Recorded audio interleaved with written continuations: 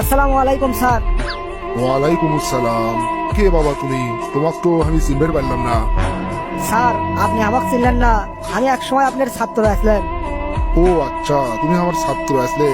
আসলে বাবা বয়স হয়ে গেছে তো, চোখে আর আগের মতো দেখি নে, এই জন্য ফস করে কাকু চিনতে পারি না। তুমি কিছু মনে করো না বাবা। তা বাবা তুমি এখন কি করছ? স্যার, আমি আপনার লাগানে একজন শিক্ষক, বর্তমানে শিক্ষকতা পেশার সাথে জড়িত আছি।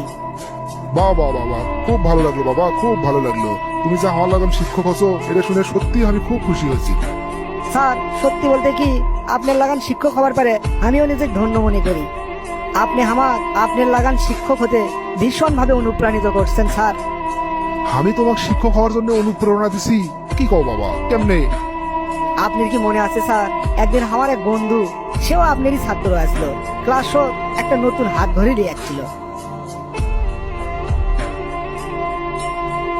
তার ঘড়িটা এতটাই সুন্দর আসলো যে আমি কোনোভাবেই তার লোভ সামলাতে পারিনি।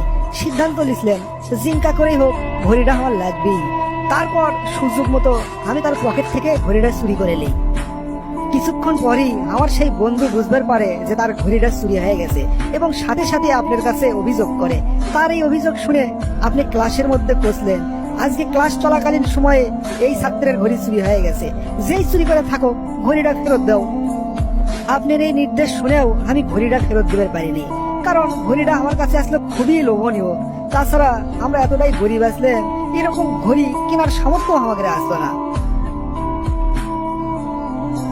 তারপর আপনি ক্লাসরুমের দরজাটা বন্ধ করে দিলেন।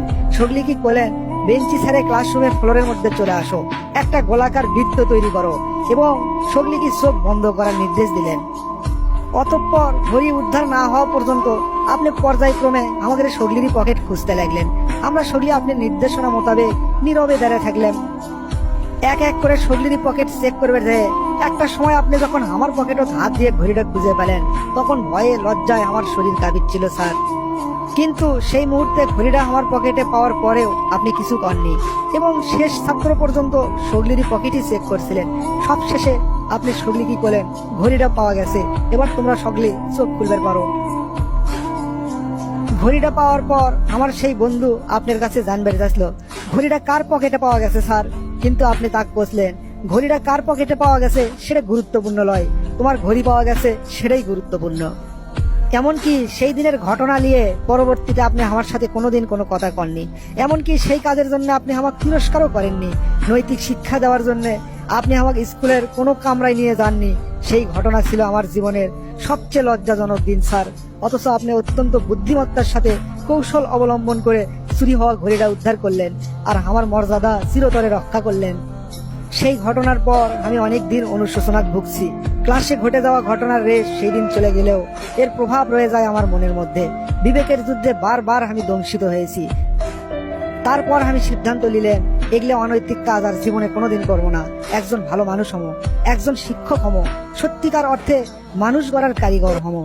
আপনার কাছ থেকে সেই দিন আমি স্পষ্টভাবে এই বার্তাটাই আমি পাইলাম, প্রকৃতপক্ষে কি ধরনের একজন শিক্ষকের হওয়া উচিত।